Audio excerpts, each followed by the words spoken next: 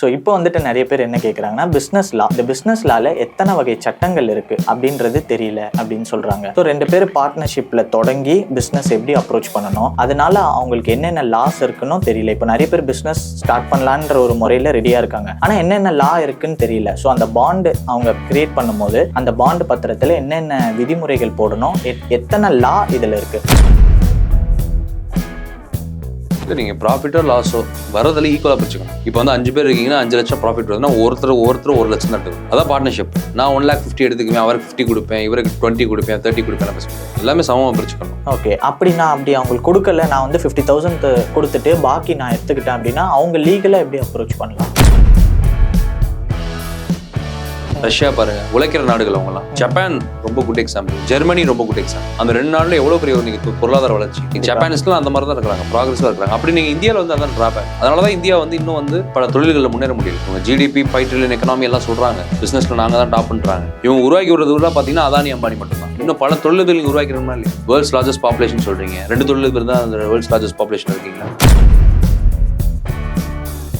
இப்போ வணிகவியல் சட்டங்கள் பிசினஸ் லால பெரிய டிரான்ஸ்ஃபர்மேஷன் நடக்கும். முதல் வந்து நீங்க வந்து இந்த நாட்டில் பாருங்க, விஜய் மல்லையா வந்து கொள்ளையடிச்சுட்டு போயிடுறாரு, லலித் மோடி போயிடுறாரு, நிரவ் மோடி போயிடுறாரு, முகுல் சோக்ஸ்கி போயிடுறாரு, பேங்க்ஸ் வந்து சுரண்டிட்டு. ஆனால் இதே சாதாரண விவசாயி வந்து சுரண்டிட்டான்னா அவனை போய் ஒரு மிகப்பெரிய ஒரு பாக்ஸஸ் வச்சு போய் அடிக்கிறாங்க. பேங்கே ஏவி ரவுடிஸ். அப்போ வந்து இங்க வந்து சாமானிய அவனுக்கு விவசாய கடன் ரத்து கிடையாது, கல்வி கடன் ரத்து கிடையாது. ஆனா இதே ஒரு தொழிலதிபர்னா நீங்க விஜய் மல்லையாலாம் 10,000 கோடி அடிச்சுட்டு போனாரு பேங்க்ல. அதான் நீ வந்து ஹிண்டன்பர்க் ரிப்போர்ட் எக்ஸ்போஸ் ஆனாரு.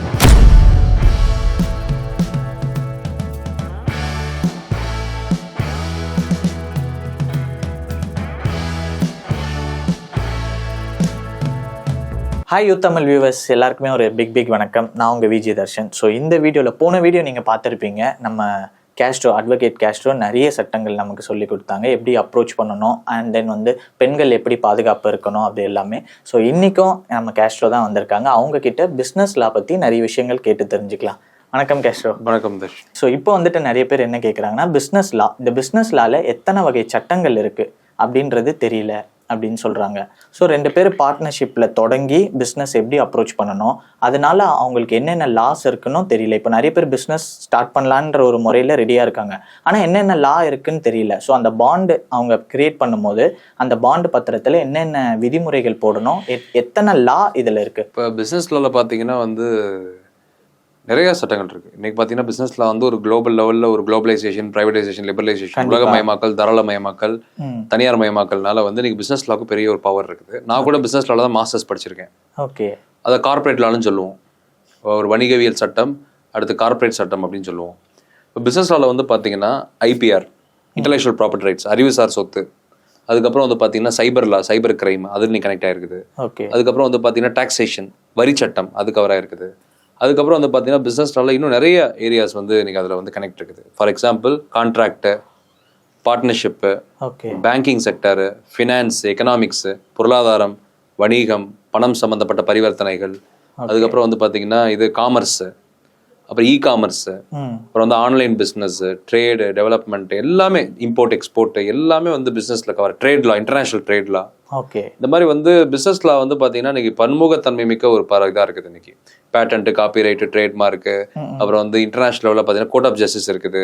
அதுக்கு வந்து வேர்ல்டு பேங்க், IMF, இந்த மாதிரி வந்து சர்வதேச வணிக சந்தை, அப்புறம் வந்து உற்பத்தி சந்தை, நுகர்வு, கன்சியூமர் இஷ்யூ, எல்லாமே பார்த்தீங்கன்னா வந்து பிஸ்னஸ் லாக்குள்ள அடக்கமாகுது. அப்போ வந்து உலகத்துடைய வணிகம், வர்த்தகம், வங்கிகள், அதுக்கப்புறம் வந்து பார்த்தீங்கன்னா உலகத்தில் இருக்கக்கூடிய பன்னாட்டு நிறுவனங்கள், MNC-ஆ இருக்கலாம், கம்பெனிஸாக இருக்கலாம், கார்பரேட் செக்டராக இருக்கலாம். இன்னைக்கு வந்து உலகத்தையே இயக்கக்கூடிய ஒரு சட்டம்னா அது பிஸ்னஸ் லா தான்.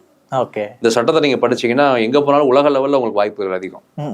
அது இன்டர்நேஷனலாக்கும் வாய்ப்பு இருக்குது. பட் அதனால பிசினஸ் லாக்கு வந்து பாத்தீங்கன்னா இது பணம் சம்பந்தப்பட்டது இல்லை. ஏன்னா வந்து பணம் தான் அந்த உலகத்துல எல்லாமே. கண்டிப்பா. இப்போ காசு இல்லைன்னா வந்து மனுஷனுக்கு மரியாதை கிடையாது. காசு தான் கடவுள்ன்ற மாதிரி ஆயிடுச்சு இன்னைக்கு.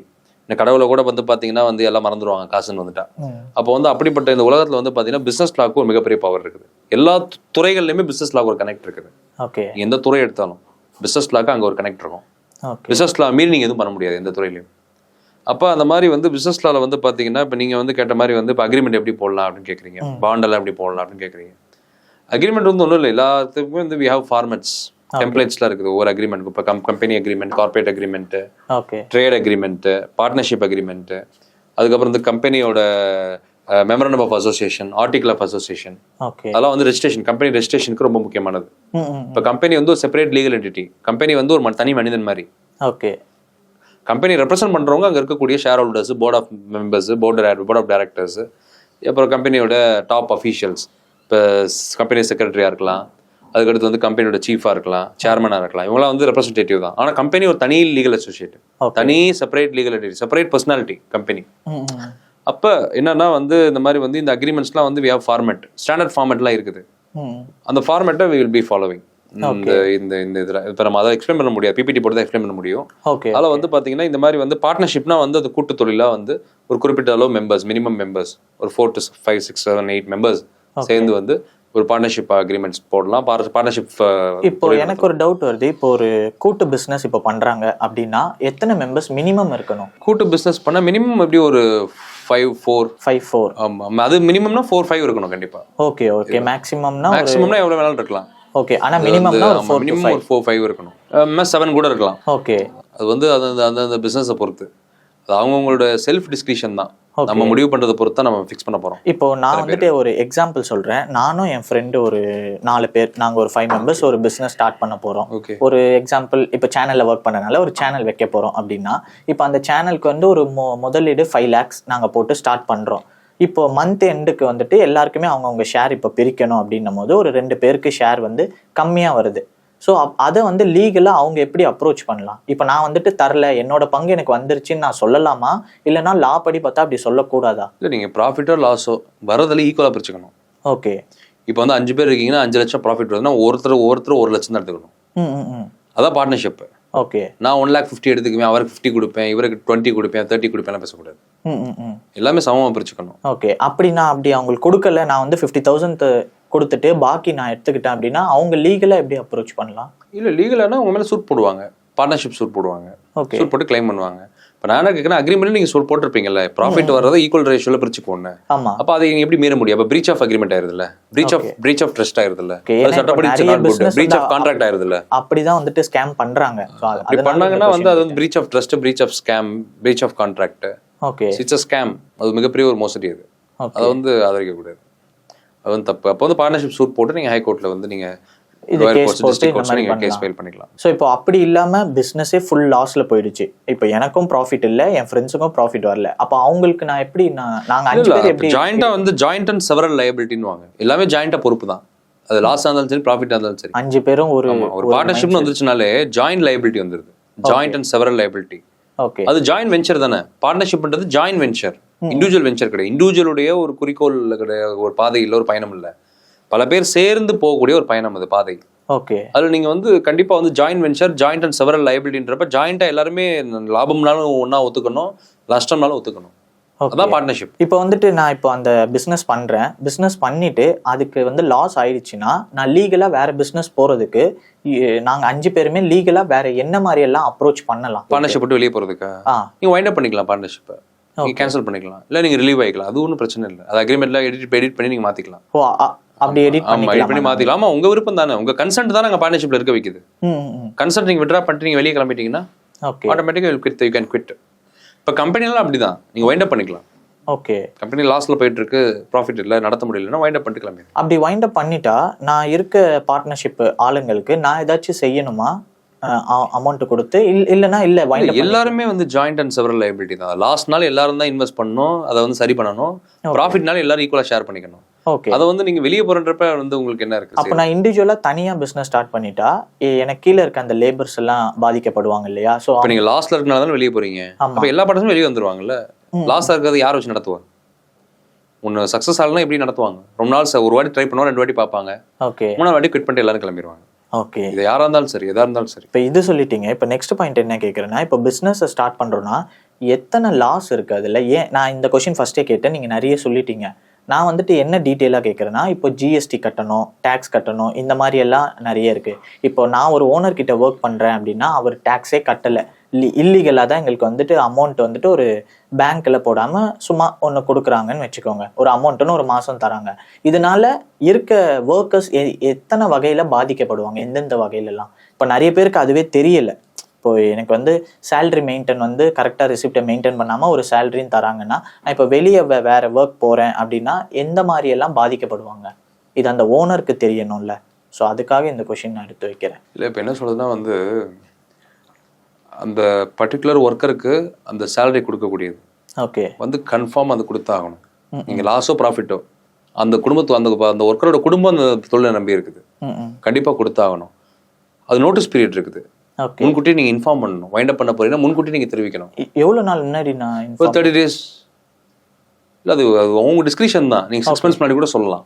ஓகே, முன்கூட்டியே சொன்னாதான் அவங்க அது ப்ரிப்பேர்டாக இருப்பாங்க. அடுத்த கட்டத்துக்கு அவங்க ஏதாவது ஏற்பாடு பண்ணி வச்சிருப்பாங்க. நீங்கள் ஆன் ஸ்பாட்டில் போய் நீங்கள் சொல்லக்கூடாது, நான் அந்த ஒரு 10 நாளில் வைண்ட் அப் பண்ண போகிறேன், க்ளோஸ் பண்ண போகிறேன், ஷட் பண்ண போகிறேன். முதல்ல வந்து நீங்கள் வந்து என்னென்னா, உங்களால் சம்பளம் கொடுக்க முடியல, ப்ராப்பராக நடத்த முடியல, ஃபயர் பண்ணிடணும். ஓகே, முன்கூட்டியே ஒரு நோட்டீஸ் பீரியட் இன்ஃபார்ம் பண்ணி எம்ப்ளாயிஸை ரிலீவ் பண்ணிடணும். நீங்கள் வந்து 1 மாதம் வேலையை வாங்கிட்டு உங்களே இப்போ சுரண்டிட்டு நீங்கள் வந்து பணம் கொடுக்க மாட்டேன்னு சொல்லக்கூடாது. அப்போ நான் என்ன சொல்வேன்னா, ஒரு இதில் ப்ராஃபிட்டில் வந்து போயிட்டு இருக்குன்னா வந்து எப்போவுமே வந்து இருப்பு கார்பஸ் வந்து மெயின்டைன் பண்ணணும், சேவிங்ஸ் மெயின்டைன் பண்ணணும் அதிகமாக. ஓகே, அப்போ தான் ஒரு சடனாக ஒரு லாஸ் ஆனால் நம்மளால் இப்போ தாக்கு பிடிக்க முடியும், ஃபேஸ் பண்ண முடியும். நீங்கள் கார்பஸே இப்போ சேவிங்ஸே நீ பண்ணாமல் இருந்து திடீர்னு சடனாக போய் நீங்கள் வந்து ஒரு லாஸை நீங்கள் ஃபேஸ் பண்ணிங்கன்னா என்ன பண்ணுவீங்க? நீங்களே உருக்குலைஞ்சிருவீங்க, கொலாப்ஸ் ஆயிடுவீங்க. மற்றவங்கள பற்றி விடுங்க, ஸ்டாஃபை விடுங்க, எம்ப்ளாயை விடுங்க, லேபரை விடுங்க, நீங்களே கொலாப்ஸ் ஆயிடுவீங்க. கண்டிப்பாக. அது வந்து எப்போவுமே ஒரு ஃபினான்ஸ், ஒரு கார்பஸ் வந்து ஒரு லார்ஜ் ஸ்கேலில் மெயின்டைன் பண்ணிக்கிட்டே வரணும். ஓகே, ஒரு டெபாசிட் பண்ணிக்கிட்டே வரணும், மெயின்டைன் பண்ணிக்கிட்டே வரணும். வந்தால் தான் நீங்கள் சர்வே பண்ண முடியும் தொழிலில். ஓகே, நீங்கள் அதை விட்டு நீங்கள் ஆன் ஸ்பாட்டில் நான் எதையும் நான் ஹேண்டில் பண்ணுவேன்னா அதெல்லாம் நடக்கிறது சாத்தியத்துக்கு வந்து வாய்ப்பு கிடையாது. அச்சய பாத்திரம் ஏதாவது அதிசயம் நடந்தால் தான், ஓகே, குடிசையை பிச்சுட்டு பணம் கொட்டினா தான் அது நடக்கும், அடுத்த கட்டத்துக்கு போக முடியும். அதனால் வந்து நம்ம என்ன சொன்னோம், தொழில் பண்ணுறோன்னா அதை வந்து நம்ம வந்து ஸ்பெஷலைஸ்ட் பீப்புளை கனெக்ட் பண்ணணும், அதை வந்து ப்ராப்பராக வைண்ட் அப் பண்ணணும். இல்லை ப்ராக்ரெசிவாக போகுதுன்னா இன்னும் ப்ராக்ரெசிவாக போகிறதுக்கு பேக்கப் நிறைய பிளான்ஸ் வச்சுக்கிட்டே வரணும். ஓகே, ஆன் ஸ்பாட்டில் நீங்கள் வந்து எதையும் ஓவர் நைட்லாம் எதையும் மாற்ற முடியாது. ஓகே, ஓகே, இந்த மாதிரி நிறைய ரிஃபார்ம்ஸ் நீங்கள் அப்படியே பிளான்ஸ் வச்சுக்கிட்டே வந்தால் தான் நீங்கள் அந்த தொழில் நடத்த முடியும், ஸ்டேபிளாக இருக்க முடியும். தொழில் அதான், தொழிலோட ரகசியமே அதுதான். நீ புதுமைகளை படைச்சிக்கிட்டே இருக்கணும், இனோவேஷன் பண்ணிக்கிட்டே இருக்கணும். நீங்கள் அந்த ஸ்பெஷலைசேஷன் எப்போவுமே நம்ம கற்றுக்கிட்டோன்ற அந்த இதுக்கு வரக்கூடாது, இன்னும் கற்றுக்கிட்டே இருக்கணும், அப்டேட் பண்ணிக்கிட்டே இருக்கணும். அப்போ தான் வந்து தொழில் ப்ராக்ரெசிவாக இருக்கும். Okay, okay. அப்புறம் தொழிலில் வந்து பார்த்தீங்கன்னா இங்கே ஜாதி மதம் இந்த மாதிரி பிரிவினைகள்லாம் பார்க்கக்கூடாது. நல்ல இன்டலெக்சுவல் ஃபோர்ஸ், நல்ல ஒரு working force, talented force, skilled force நீங்கள் யுனைட் பண்ணிக்கணும். யுனைட் பண்ணி அந்த மாதிரி பீப்புள் வச்சு நம்ம ட்ரஸ்ட் வர்த்தி, லாயல்ட்டி ரொம்ப முக்கியம். ஓகே, ப்ரீச் இருக்கக்கூடாது, breach of contract, breach of ட்ரஸ்ட்டில் இருக்கக்கூடாது. அதை வந்து ரொம்ப வந்து trust, loyalty, trustworthy, true people நீங்கள் கனெக்ட் பண்ணிக்கணும். கனெக்ட் பண்ணி நீங்கள் மூவ் பண்ணணும். ஓகே, அது ரொம்ப ரொம்ப முக்கியம். பிஸ்னஸில் வந்து அது ரொம்ப ரொம்ப முக்கியம். நீங்கள் வந்து ராங் ராங் பீப்புள் வச்சுருந்தீங்கன்னா உங்கள் பிஸ்னஸ் அட்டர் ஃபெயிலியர் ஆகும். இப்போ ஒரு அட்வொகேட்டாக உங்கள் பாயிண்ட் ஆஃப் வியூ ஒன்று சொல்லுங்கள். லைக் இப்போ வந்துட்டு நிறைய பிஸ்னஸ், இப்போ வெளியே நான் என்ன பிஸ்னஸ் நேம் சொல்லலை, எல்லாருமே வந்துட்டு இந்த கேஸ்ட்டை பற்றி தான் ஆள் எடுக்கிறாங்க ஸ்டில் இப்போவும் பெரிய பெரிய கம்பெனிஸில். ஸோ இதை நீங்கள் எப்படி பார்க்குறீங்க? எல்லாரும் நினைக்கிறாங்கன்னா வந்து அவங்க கேஸ்ட் அவங்க சேஃப்னு நினைக்கிறாங்க. ஸ்கில்லு, டேலண்ட்டு, மெரிட்டு, நாலேஜ் பார்க்கறது கிடையாது. ஓகே, அது வந்து ரொம்ப தப்பு. அது இப்போ அமெரிக்கா, யூரோப்லாம் பாருங்கள், skill, talent, knowledge, merit, capacity, potential, education, அவனுடைய ப்ராக்ரஸ் என்ன, ரிசல்ட் என்ன, அச்சீவ்மெண்ட் என்ன, அவனுடைய கிரெடென்ஷியல் என்ன, அவன் எப்படி எக்ஸ்போஸ்ட் பர்சன், அவன் எவ்வளோ ஸ்பெஷலைஸ்ட் பர்சன், அவன் எவ்வளோ இன்டலெக்சுவல்ஸ், அவன் அறிவுக்கு தான் மரியாதை கொடுப்பான். ஓகே, முகத்துக்கு, தோற்றத்துக்கு, கேஸ்ட், ரிலீஜன், ரேஸ் இதெல்லாம் பார்க்க மாட்டான். யூரோப், அமெரிக்கா, ஆஸ்திரேலியா, உலக நாடுகள்லாம், சைனாவும் பாருங்கள், ரஷ்யா பாருங்கள், உழைக்கிற நாடுகள் அவங்கலாம். ஜப்பான் ரொம்ப குட் எக்ஸாம்பிள், ஜெர்மனி ரொம்ப குட் எக்ஸாம்பிள். அந்த 2 நாடுல எவ்வளோ பெரிய இன்னைக்கு பொருளாதார வளர்ச்சி. ஜப்பானிஸ்லாம் அந்த மாதிரி தான் இருக்கிறாங்க, ப்ராக்ரெஸிவாக இருக்கிறாங்க. அப்படி நீங்கள் இந்தியாவில் வந்து அதான் ட்ராபேக். அதனால தான் இந்தியா வந்து இன்னும் வந்து பல தொழில்களில் முன்னேற முடியல. ஓகே, இவங்க ஜிடிபி 5 trillion எக்கனாமி எல்லாம் சொல்கிறாங்க, பிஸ்னஸில் நாங்கள் தான் டாப்ன்றாங்க. இவங்க உருவாக்கி விடுறதுலாம் பார்த்தீங்கன்னா அதானி, அம்பானி மட்டும்தான். இன்னும் பல தொழில்கள் நீங்கள் உருவாக்கணுமா இல்லையா? வேர்ல்ட்ஸ் லார்ஜஸ்ட் பாப்புலேஷன் சொல்கிறீங்க, 2 தொழிலதிபர் தான் அந்த வேர்ல்ட்ஸ் லார்ஜஸ்ட் பாப்புலேஷன் இருக்கீங்களா? உலக பெரும் மக்கள் தொகை கொண்ட நாடுன்றீங்கல்ல, 2 தொழில் தான் உங்களுக்கு உருவாக்கி முடிஞ்சதா? நீங்கள் ரத்தன் டாட்டா எப்படி இருக்காரு? அவர் தான் உண்மையான இந்தியாவோட பிஸ்னஸ்மேன். ஏன்னா அவர் வந்து பாருங்க, இல்லை எளிமையாக தான் இருக்காரு. அவர் பல கோடிக்கு அதிபதி கிடையாது, பல லட்சம் கோடிக்கெலாம் அதிபதி கிடையாது. நாட்டை சுரண்டலை, திருடலை, ஏமாத்தலை, தொழிலை அவர் சரியாக பண்ணார் ரத்தன் டாட்டா. இன்னைக்கு சிவநாடார் HCL என்ன பண்ணிட்டு இருக்காரு? கண்டிப்பா இந்த மாதிரி தொழிலதிபர்கள் நீங்கள் பார்க்கணும் பிஸ்னஸில். அவங்க என்னென்ன, அவங்களாம் இந்த மாதிரி விஷயங்கள் ரொம்ப ஸ்ட்ராங்காக இருந்தாங்க. எம்ப்ளாயியை வந்து ரீடைன் பண்ணிக்கிறது, ஸ்பெஷலைஸ் பீப்புளை வந்து வச்சுக்கிறது, கேஸ்ட், ரிலீஜன் கடந்து சிந்திக்கிறது, இன்னோவேட்டிவ் தாட் அவங்ககிட்ட இருந்தது. நாராயணமூர்த்தி, ஓகே, இன்ஃபோசிஸ், அஜிம் பிரேம்ஜி, இந்த மாதிரி இப்போ பில்கேட்ஸ் எடுத்துக்கோங்க, மைக்ரோசாஃப்ட் எடுத்துக்கோங்க, நிறைய பேர், சத்ய நடேலா, சுந்தர் பிச்சை. நீ சுந்தர் பிச்சை இங்கேருந்து அங்கே போய் தான் இன்னைக்கு ஷைன் ஆகிட்டாரு. அவர் இங்கேருந்து தான் ஷைன் ஆகிட முடியாது. ஒரு காலத்தில் ஃப்ளைட் டிக்கெட் கூட வழி இல்லை, அவங்க அப்பா மாசம் சம்பளம் தான் ஒரு ஃப்ளைட் டிக்கெட்டுன்றாரு. இந்தியாவிலேருந்து அமெரிக்கா போறாரு, இன்னைக்கு பாருங்க அமெரிக்கா கொடி கட்டி பறக்கிறாரு, கூகுளில் இன்னைக்கு ஒரு முக்கியமான பொறுப்பில் இருக்காரு. இந்தியாவிலேருந்து அங்கே போனவங்க ஃபுல்லாக நல்லா அதை அச்சீவ் பண்ணிடுவாங்க. நல்லா நீங்கள் பாருங்க, இந்திரா நோய் பாருங்க, பெப்சிகோல இருந்தாங்க. இங்கேருந்து யார் யாரெல்லாம் அங்கே போகிறாங்களோ அவங்க பயங்கரமாக அச்சீவ் பண்ணிடுவாங்க. இப்போ கமலா ஹாரிஸ் பாருங்க, அமெரிக்க அதிபர் தேர்தலில் இப்போ ஜனாதிபதிக்கு வேட்பாளர் அணிக்க போகிறாங்க டெமோக்ராட்டிக் பார்ட்டிக்கு சார்பாக. அவங்க இந்தியன் தமிழ்நாட்டை பூர்வீகமாக கொண்டவங்க தான். நீங்கள் அமெரிக்க அதிபர் தேர்தலில் நிற்கிற அளவுக்கு போயிருக்காங்கன்னா இங்கேருந்து யார் யாரெல்லாம் அங்கே போகிறாங்களோ அவங்களாம் ஷைன் பண்ணிடுவாங்க. இங்கே இருந்தால் தான் சிக்கல். ஓகே, இங்கே வந்து கேஸ்ட் வந்துருது, ரிலீஜன் வந்துருது, பொருளாதார ஏற்றத்தாழ்வு வந்துருது, இதை மாத்தணும்னா என்ன? இது பெரிய சோஷியல் ரிஃபார்மேஷன் நடக்கணும். இப்போ வணிகவியல் சட்டங்கள், பிசினஸ் லால பெரிய டிரான்ஸ்ஃபார்மேஷன் நடத்தணும். முதல் வந்து நீங்க வந்து இந்த நாட்டில் பாருங்க, விஜய் மல்லையா வந்து கொள்ளையடிச்சுட்டு போயிடுறாரு, லலித் மோடி போயிடுறாரு, நிரவ் மோடி போயிடுறாரு, முகுல் சோக்ஸ்கி போயிடுறாரு, பேங்க்ஸை வந்து சுரண்டிட்டு. ஆனா இதே சாதாரண விவசாயி வந்து சுரண்டிட்டான்னா அவனை போய் ஒரு மிகப்பெரிய ஒரு பாக்ஸஸ் வச்சு போய் அடிக்கிறாங்க. பேங்கே ஏவி விடுது ரவுடிஸ். கண்டிப்பா.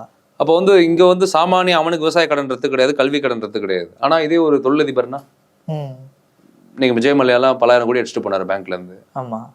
அதானி வந்து ஹிண்டன்பர்க் ரிப்போர்ட்ல எக்ஸ்போஸ் ஆனாரு. முகேஷ் அம்பானியோட குடும்பத்தோட திருமணத்தை பாருங்க, எவ்வளவு பிரம்மாண்டமான 5,000 கோடி திருமணம் பண்றாரு. இந்த நாட்டில் 65% வந்து பாத்தீங்கன்னா தொழில் கிடையாது, யாருக்கும் பிசினஸ்ல பத்தி தெரியாது, வேலை வாய்ப்பு கிடையாது. இளைஞர்களுக்கே 75% வேலை வாய்ப்பு கிடையாது 45 years ஆஃப் இந்தியன் ஹிஸ்டரியில. ஆனா நீங்க பாருங்க, இந்த நாட்டில் பாருங்க, ஒரு திருமணம் ஒரு குடும்பம் எப்படி நடத்துது, அவங்களுக்கு அந்த பணம் எப்படி வந்தது, ஜியோ டாரிஃப் ஏன் ஏத்துனாங்க, பிசினஸ்ல அவங்க ஃபாலோ பண்றாங்களா? பிசினஸ்ல பத்தி தான் பேசிட்டு இருக்கோம், அது எல்லாமே கனெக்ட் பண்ணி தான் பேசிட்டு இருக்கேன். அவங்க பிசினஸ்ல ஃபாலோ பண்றது இல்லையே, பிசினஸ் அவங்களுக்கு சம்பந்தமே கிடையாது. அவங்களுக்கு tax waiver, corporate tax waiver. புவருக்கு வந்து கார்பரேட் டாக்ஸ் வேவர் கிடையாது. ஸ்டூடெண்ட்ஸ்க்கு எஜுகேஷன் டாக்ஸ் வேவர் கிடையாது, எஜுகேஷன் லோன். ஃபார்மருக்கு ஃபார்மர் லோன் வேவர் கிடையாது, புவருக்கு புவர் லோன், எந்த லோன்ஸுமே வேவர் கிடையாது. ஆனா அவங்களுக்குலாம் loan waiver, corporate tax waiver, loan waiver. தள்ளுபடி பண்ணிடுறாங்க டாக்ஸை, டெப்ட், அந்த இன்ட்ரெஸ்ட், அந்த கடன்களை. புரியுது. வரியும் தள்ளுபடி பண்றாங்க, கடனையும் தள்ளுபடி பண்ணிடுறாங்க. இவங்க கடன் தள்ளுபடி பண்ண மாட்டாங்க. விவசாயியும் மாணவர்கள் அவங்க தான் நாட்டோட முதுகெலும்பு, அவங்க கடன் தள்ளுபடி பண்ணப்படாது. விவசாய கடன், கல்வி ஸ்டூடெண்ட்ஸ் அதனாலேயே தானே சூசைட் பண்ணிடுறாங்க, டெத் ஆயிடுறாங்க அந்த கட்ட முடியலன்னு சொல்லி. அப்ப நீங்க இதுல இருந்து நீங்க புரிஞ்சுக்கலாம், அந்த நாடு வந்து எவ்வளவு மோசமான ஒரு பிற்போக்கா, ஒரு காட்டுமிராண்டித்தனமா, ஒரு கீழ்த்தரமா போயிட்டு இருக்குன்றத இதுல இருந்து நீங்க புரிஞ்சுக்கலாம். இங்க வந்து பாத்தீங்கன்னா வந்து போலி அரசியல்வாதிக்கும் சாமியா இருந்தாங்க நல்லா இருக்க முடியும், 10,00,000 கோடி சம்பாதிக்க முடியும். உழைக்கிறவன், படிக்கிறவன், நீங்க தொழில் பண்ண நினைச்சா வந்து யாரும் தொழில் பண்ண முடியாது. அதுக்குள்ள ஜாதி வந்துருது. எல்லா ஜாதிக்காரும் தொழில் பண்ண முடியுமா? இல்ல, நம்ம நாட்டுல அது முடியல. ஜவுளி தொழில் பண்ண முடியுமா? நகை தொழில் பண்ண முடியுமா? வேற ஏதாவது பிசினஸ் பண்ண முடியுமா? வேற ஏதாவது துறைகள்ல போய் நம்ம ஈடுபட முடியுமா? ஒவ்வொரு ஜாதிக்கு ஒரு தொழில் இருக்கு, தெரியல உங்களுக்கு? கண்டிப்பா. இன்னைக்கு செட்டியார் சமுதாயம்னா அவங்க தான் வந்து நகை, அந்த ஜுவல்ஸ், அவங்கள தாண்டி வேற ஒருத்தவங்க அந்த தொழில பண்ண, ஜவுளி பண்ண முடியும். ஆசாரி சமுதாயம் தான் பண்ண முடியும் அப்படின்னு இருக்குது. ஒவ்வொரு தொழிலுமே நீங்க எடுத்துக்கோங்க, ஜாதியை பிரிச்சுட்டாங்க. நீங்க நாடார் சமுதாயம் தான் இந்த தொழில் பண்ண முடியும், இந்த சமுதாயம் தான் இந்த தொழில் பண்ண முடியும், அவங்க தான் தொழிலில் ஃபேமஸ் ஆக முடியும், அவங்க தான் தொழிலில் ஷைன் பண்ண முடியும்னு சொல்லி இவங்களே ஃபிக்ஸ் பண்ணிட்டாங்க எல்லாத்தையும். அப்போ நம்ம வந்து இந்த நாட்டில் வந்து எந்த ப்ராக்ரஸுமே எல்லாரும் அடைய முடியாது. ஓகே, இது இன்னும் கேவலமாக தான் போகும்.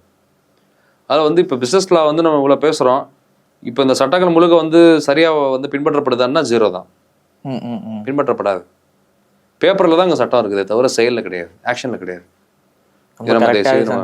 புரிஞ்சுக்கணும். அதில் வந்து ஆனால் வேறு வழி இல்லை, நம்ம இதை தெரிஞ்சு வச்சுக்கணும், மக்கள் விழிப்புணர்வுக்கு தெரிஞ்சு வச்சுக்கணும்.